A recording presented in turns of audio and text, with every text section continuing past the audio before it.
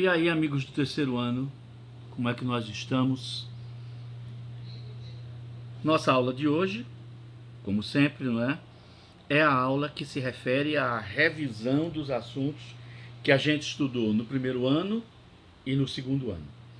Estamos vendo como a crise do Império Romano Ocidental vai criar o Império Romano Oriental ou Império Bizantino.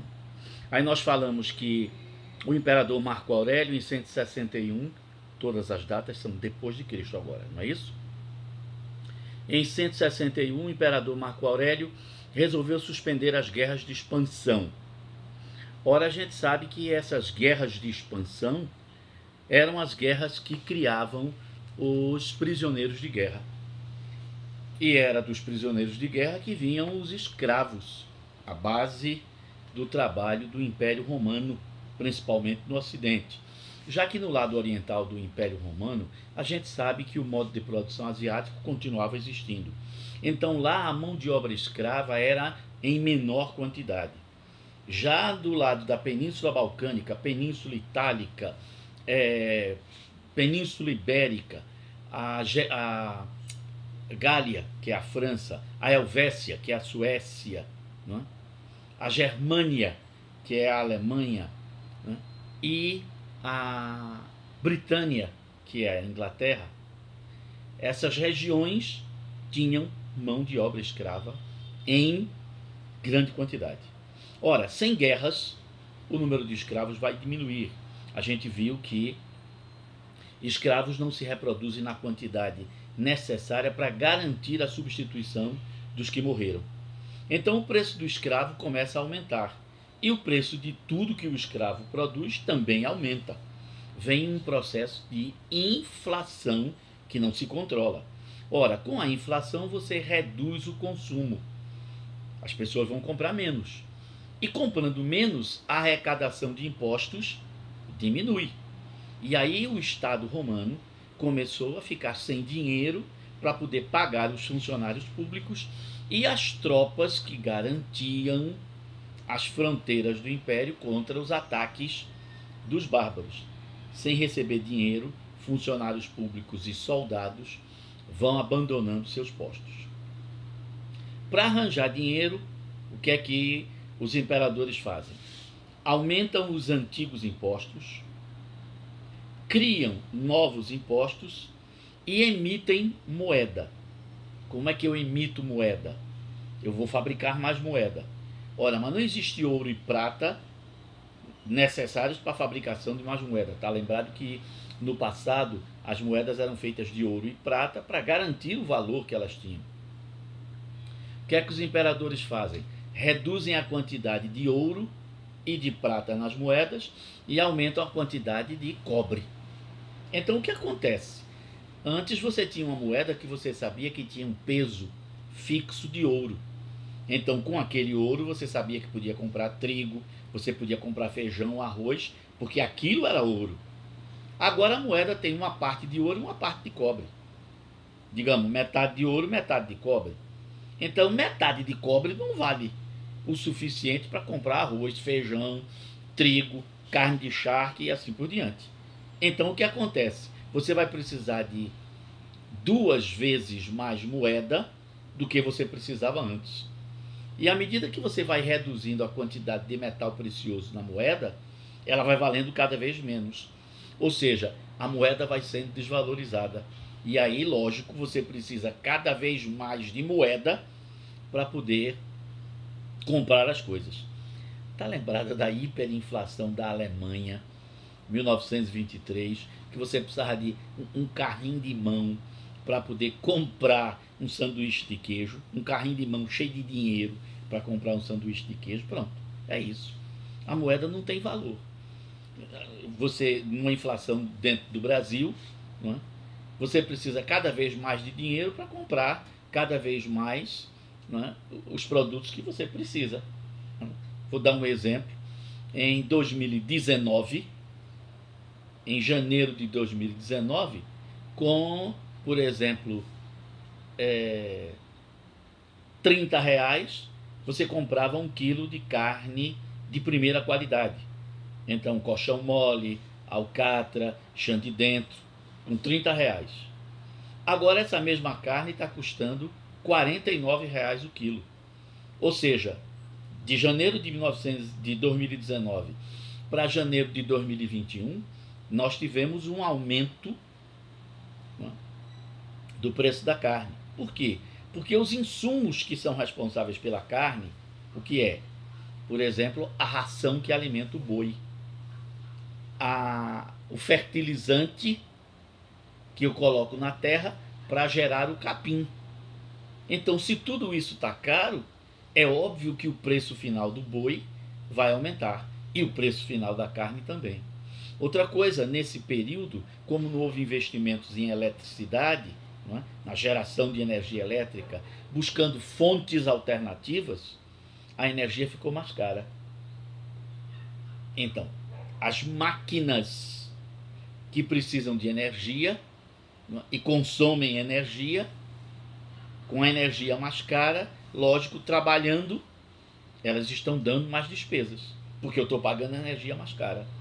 Então a energia mais cara vai aumentar o preço de um monte de coisas, inclusive da manutenção do supermercado, que precisa de geladeiras para botar a carne, para botar o frango, para botar a carne de porco, para colocar os laticínios. Está vendo?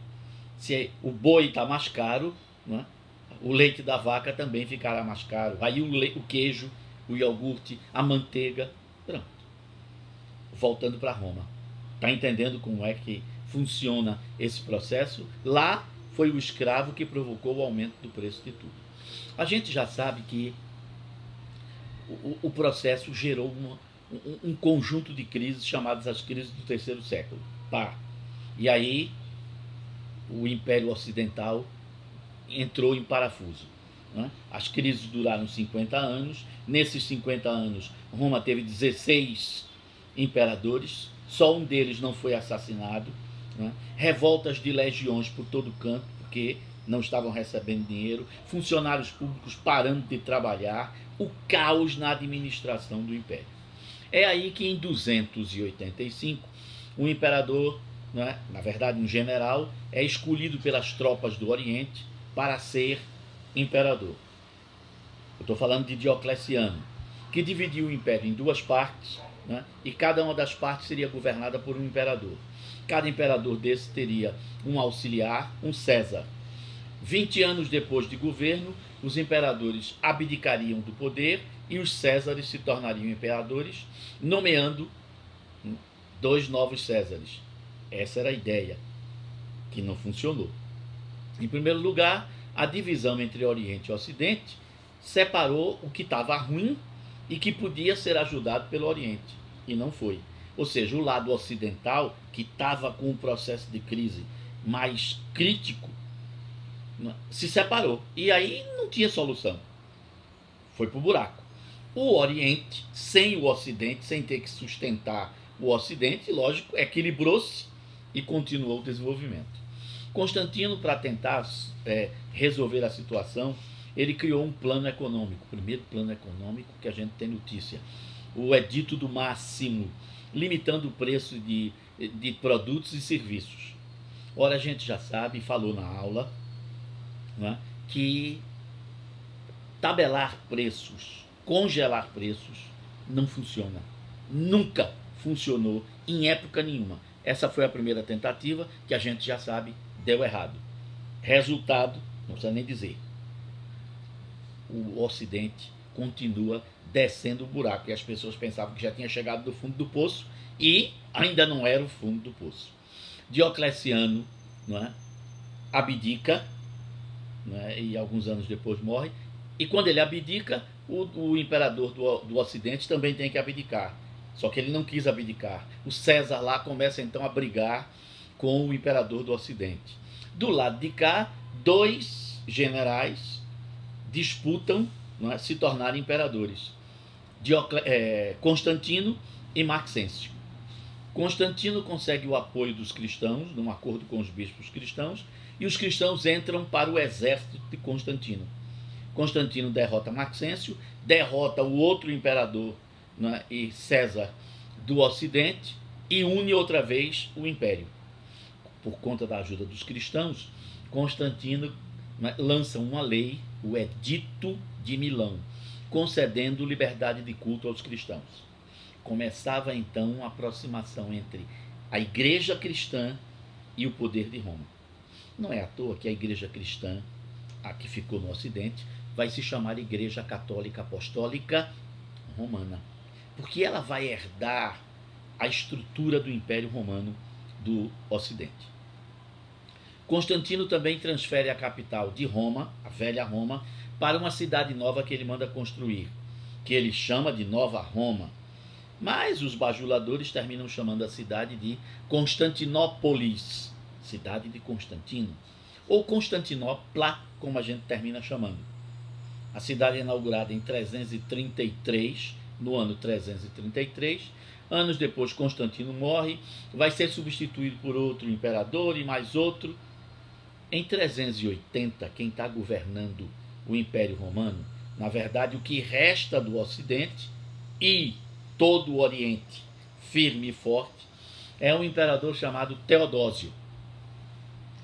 Teodósio, percebendo que a força do seu governo está também na igreja cristã, que cresceu muito. Ele então transforma a religião cristã na religião oficial do Império Romano. Na verdade, do lado ocidental há pouca coisa, mas do lado oriental está a fortaleza. Aí, resultado, o cristianismo se torna a única religião possível do Império Romano. E quem não for cristão vai ser perseguido. Vê que diferença, né? Antes o cristianismo era perseguido. Agora o cristianismo é perseguidor, porque se tornou a religião oficial do Império. Muito bem. Em 395, 15 anos depois, Teodósio, não é? Está para morrer, muito doente. Ele então resolve dividir o império entre seus dois filhos, Honório e Arcádio. Para Honório fica ao lado do Ocidente, ou seja, o osso duro de roer, não é? A desgraça, a coisa ruim, o império se acabando. E do lado oriental vai ficar Arcádio, com o filé, a parte boa, a parte melhor, não é? Bom, Honório assume o Ocidente, que àquela altura se restringe à Península Itálica, parte do noroeste da África e a Península Ibérica, não é? Grande parte da França já tinha sido perdida para os germanos. E as invasões agora vão continuar e vão começar a ser invasão mesmo.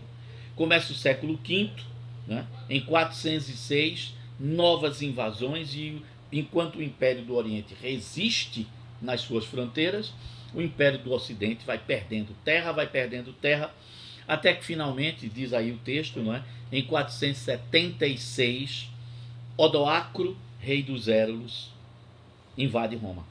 O último imperador, que àquela altura só governava mesmo Roma e a região metropolitana, se chamava Rômulo Augustulus. Ele é destronado e os símbolos do poder imperial, o orbe, aquela bola, não é, que o rei leva na mão esquerda, o cetro, aquele bastão de comando que ele leva na mão direita, e a coroa, são os três símbolos do poder numa monarquia. Isso é enviado para Constantinopla, né? Ou Bizâncio, como também a gente chama essa nova cidade. Resultado, oficialmente, o Império Romano do Ocidente deixa de existir. E agora só existe o Império Romano do Oriente, ou Império Bizantino. A história do Império Bizantino é a história do império que durou praticamente 1000 anos. Na verdade, um pouquinho mais. Pouca coisa. Esses 1000 anos de Império Romano, né? Sim, no livro, depois que há a divisão do Império, né? Aí fala das invasões germânicas, os povos bárbaros, que a gente vai conversar sobre eles depois. Eu vou pular esse pedaço sobre os germanos e vou direto para o Império Bizantino. É o mesmo capítulo, capítulo 9, não é? A crise de Roma e o Império Bizantino. E vou direto, não é, para o Império Bizantino. Pulei os germanos, vou direto aqui para o Império Bizantino. No meu livro é a página 180, né? Mas as páginas podem mudar. O capítulo é o mesmo, capítulo 9, a crise de Roma e o Império Bizantino. Muito bem, a história de Bizâncio, não é? 1000 e tantos anos, 1000 e poucos anos na verdade, oficialmente, não é? Bizâncio começa a existir em 395, quando há a divisão Ocidente e Oriente. E vai se acabar em 1453, então é 1000 anos mais um tiquinho, né? Mais 60 anos. Esses 1000 anos podem ser divididos em várias fases. A maneira mais, como é que se diz, tradicional de divisão é a seguinte: entre 395 e o ano 640 corresponde à consolidação do Império. É o momento, não é, em que o Império está se organizando. E desse primeiro período, você destaca o governo de Justiniano, que é exatamente sobre o qual o livro fala. Depois, em 640, o Império Bizantino começa a ser, na sua parte oriental e no norte da África, o nordeste da África. Lembre que o Egito virou Império Bizantino, a Líbia virou Império Bizantino, não é isso? Eram regiões do Império Romano como um todo, com a divisão, esse lado ficou. O que hoje é o Estado de Israel, o Estado palestino, a Jordânia, o Líbano, a Síria, eram Império Bizantino. A Turquia atual, parte da Península da Crimeia, o sul da Rússia, o que hoje é, por exemplo, parte da Bulgária, da Romênia, toda a Península Balcânica era Império Bizantino. E ele ainda tinha uns pedaços de ilhas no Mediterrâneo, como Creta, por exemplo, né? E um pedaço do nordeste da Itália, onde hoje é Veneza, aquilo dali também, né, era Império Bizantino. Mais um outro pedaço chamado Ravenna, né, o Exarcado de Ravenna. Muito bem, em 640 começa a segunda fase da história dos 1000 anos de Bizâncio. É a fase em que a expansão dos árabes muçulmanos após a morte de Maomé começa atacando territórios bizantinos. Então, entre 640 e mais ou menos o ano 900, o Império Bizantino sofre uma retração. Ele diminui de tamanho. Muito bem, de 900 até aproximadamente 1270, 1170, o Império Bizantino sofre uma outra fase de expansão, pequena, mas é esse período. A partir de 1070, o Império Bizantino começa a sofrer ataques dos turcos seljúcidas, que ameaçam o Império Bizantino. E aí o que é que vai acontecer? O Império Bizantino pede socorro ao mundo feudal europeu, ocidental. E aí começam as guerras chamadas cruzadas. E lógico, os cruzados tinham que passar pelo Império Bizantino para poder chegar ao Oriente e lutar contra os turcos seljúcidas.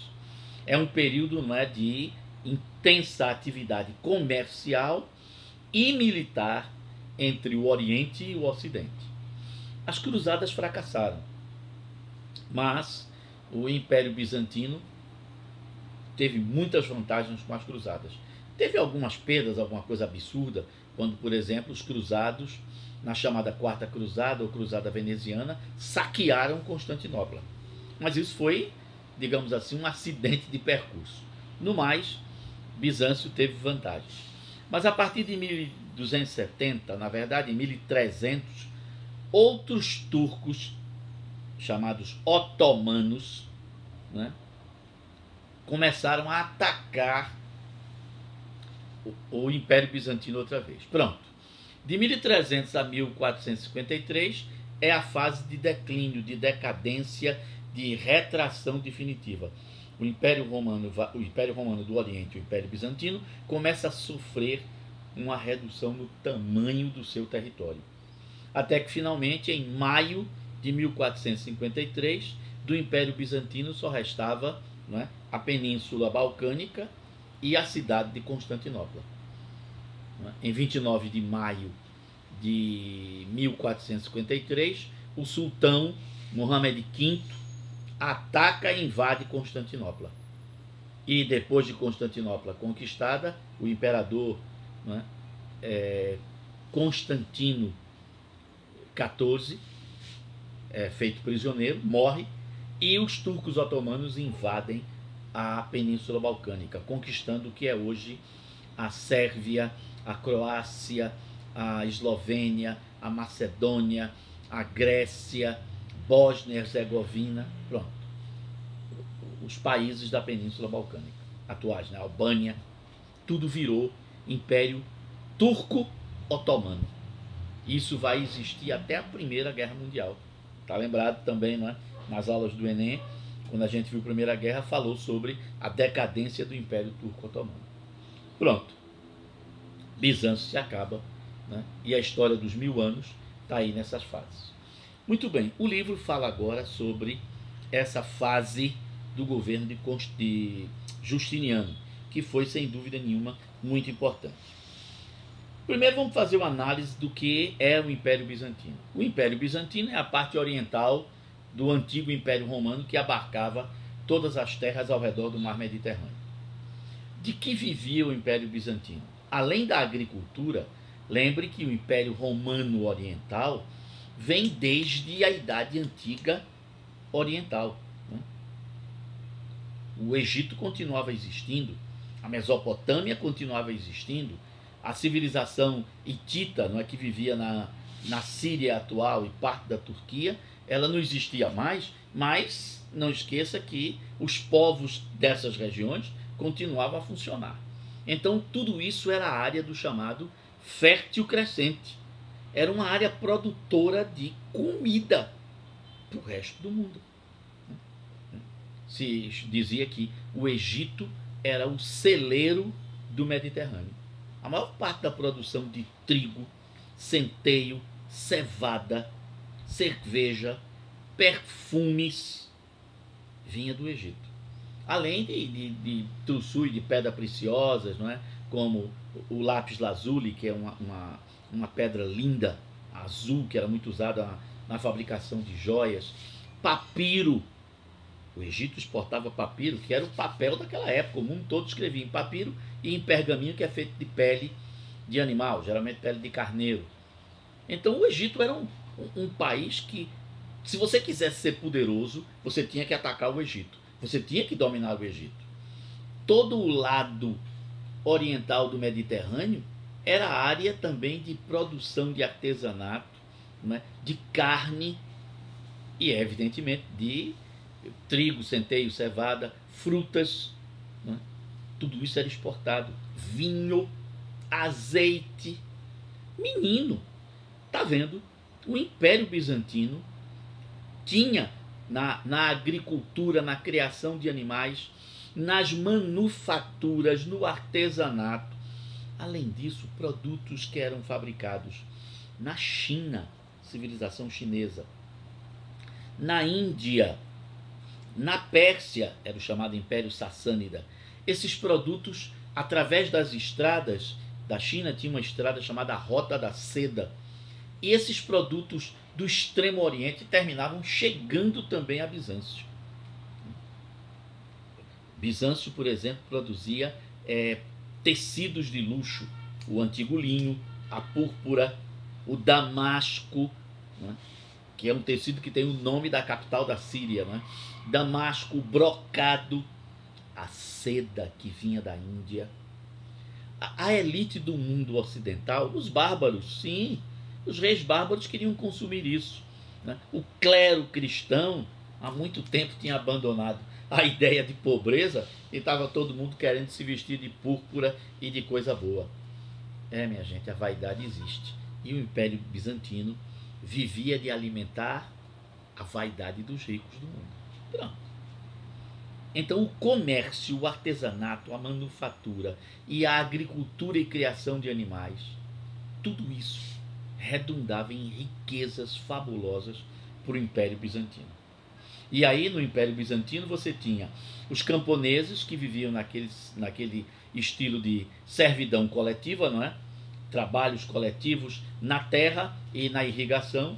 Você tinha também escravos para os trabalhos pesados e trabalhos perigosos, e um grande número de trabalhadores livres, principalmente nas cidades, nas manufaturas, no artesanato, nas atividades intelectuais, né? Trabalhando como militares, como funcionários públicos. Dinheiro vinha disso daí. A sociedade bizantina, apesar de ser uma sociedade aristocrática, né? Havia aquelas famílias que descendiam dos antigos patrícios romanos, sim. Mas acontece que havia gente que enriqueceu com o comércio, que enriqueceu com a manufatura, né, que enriqueceu com o artesanato. E aí esse pessoal não tinha o sobrenome das famílias patrícias, mas tinha dinheiro. E com dinheiro a gente compra, né, a aristocracia, a gente compra sobrenome, faz casamentos. E aí surge, não é, uma camada nova dentro do Império Bizantino, não é? Os nobilitas, como aconteceu em Roma também, não é? Homens novos, gente que não tinha tradição de sobrenome, não é? Não era como em Pernambuco do século XIX, não era Cavalcante nem Rego Barros, mas um da Silva que ganhou dinheiro, ficou rico e começou a participar do poder. Então a sociedade ela tinha uma certa mobilidade. Ela não era uma sociedade rígida, não é? Estamental, apesar, claro, de a aristocracia tradicional manter, não é, uma espécie de limite para evitar, não é, se misturar com gente nova, não é? O que o francês chama de nouveau riche, o novo rico, não é? Que não tem sobrenome, mas tem dinheiro e quer ostentar também. É claro que dentro dessa estrutura, quanto mais próximo você fosse, como parente da família real, dos governantes, mais privilégios você tinha. Também os membros do clero, né? Não o padre comum da aldeia, o pároco, mas os patriarcas, eram os arcebispos e bispos das cidades importantes. Eles geralmente vinham das famílias mais ricas. Então eles também estavam próximos do poder. Dessa maneira, o clero, o alto clero e a nobreza palaciana, é aquela que vive, não é, ao redor do palácio, que tem parentesco com os soberanos, com os imperadores, essa era a camada mais rica e a camada que mandava e desmandava. Pronto. Não é? Então, não esqueça que, mesmo entre os mais ricos, existe uma distância. Você é rico pelo dinheiro, mas você não chega nunca ao poder. Você bajula o poder, mas você nunca será poder. É óbvio também que numa estrutura dessa, manter a ordem para que isso tudo funcione, exige uma estrutura militar, marinha e exército. E é lógico, controlar os militares é sempre importante, porque vez por outra os militares querem se revoltar. Então é preciso cuidado com isso. Então vejam que os imperadores bizantinos, ao longo dos 1000 anos de história, sempre tiveram problemas com a possibilidade de revoltas, a possibilidade de, não é, motins por parte dos seus exércitos e da marinha. Outra coisa também é que cada vez que havia uma guerra ou algum problema, a gente já sabe que todos os imperadores são tentados a resolver o problema da forma mais simples. Vamos aumentar os impostos e criar novos impostos. E como sempre a gente já sabe, clero e nobreza são isentos de impostos. E aí o imposto termina recaindo sobre, né, comerciantes, artesãos, o pessoal da manufatura, camponeses, pequenos proprietários. É sempre o povo que termina pagando, né, a desgraça, né, do, como é que se diz, do menino, do problema econômico que um país tem. É lógico que cada vez que havia aumento de impostos, criação de novos impostos, você tinha revoltas populares, né? O governo de Justiniano, né, teve duas revoltas que foram complicadas para resolver. Do ponto de vista político, o Império Bizantino era uma monarquia cesaropapista. Monarquia, você já sabe, é aquela em que quem governa é o soberano, que recebe o poder através do seu ascendente, geralmente o pai, ou o tio, ou o avô, né, um antepassado, e que vai passar esse poder para os seus descendentes.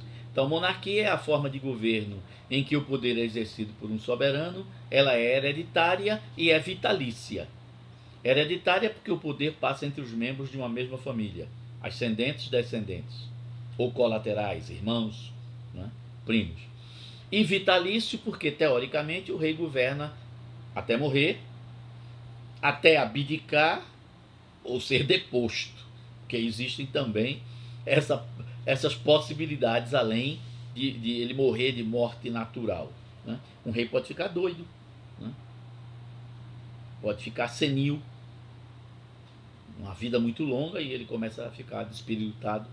Ele tem que ser afastado do poder, e alguém da família tem que assumir como regente até ele morrer, e aí quando ele morre o regente se torna o soberano oficial. Não é isso? O Império Bizantino herdou as leis romanas. Mas é óbvio, como o Império Bizantino ele está evoluindo constantemente, ele não é mais o Império Romano dos imperadores Césares. Apesar do imperador em Bizâncio, né, receber esse título de César também. Daí Cesaropapismo. Por que Cesaropapismo? Porque o imperador em Bizâncio era ao mesmo tempo chefe político e chefe religioso, não é? No mundo oriental não existe o Papa como na Igreja Romana. No mundo oriental, o imperador era simultaneamente chefe político e chefe da Igreja. Era ele quem nomeava bispos, arcebispos, membros do clero.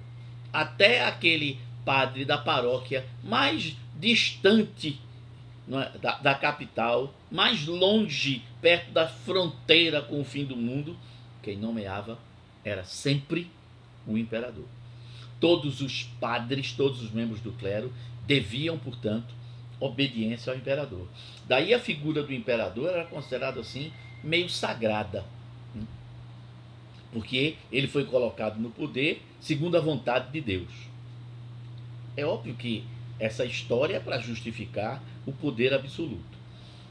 É claro que os soberanos no Império Bizantino herdaram as leis romanas e, lógico, mesmo tendo um poder ilimitado, ele tinha que obedecer às leis, os códigos, não é?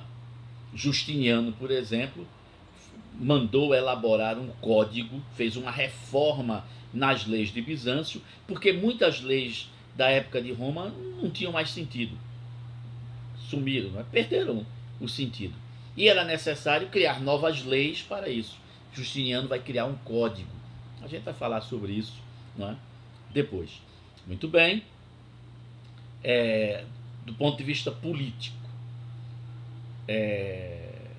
o imperador era secundado pela nobreza, a quem ele nomeava como ministros, auxiliares, governadores de províncias, não é? Esse povo todo vivia às custas do Estado, recebendo prebendas, não é? Vantagens econômicas e privilégios. E entre eles, e o mais intolerante e intolerável, desculpe, era a isenção de impostos, né? Essa nobreza tinha tudo e tinha muito e não pagava impostos. A cultura, do ponto de vista ideológico, a religião cristã, o cristianismo católico era a religião dominante no Império. Justiniano, esse importante imperador desse início, vai perseguir quem não for cristão. É porque ainda existia em muitos lugares do Império Bizantino gente que adorava os deuses olímpicos, os antigos deuses romanos. No Egito continuava se adorando Ísis, Osíris, os templos funcionavam, né? Os judeus tinham as suas sinagogas. Justiniano inicia a perseguição a quem não for cristão. E daí para frente, isso infelizmente vai continuar, né? A intolerância do cristianismo para com as outras religiões, né? Vê que Jesus Cristo nunca pediu isso a ninguém, para matar ninguém em nome dele.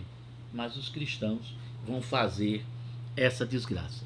Outra coisa importante que a gente tem que lembrar é que, além do cristianismo, os bizantinos vão herdar heranças culturais tanto do mundo grego, do mundo romano, quanto também do mundo oriental.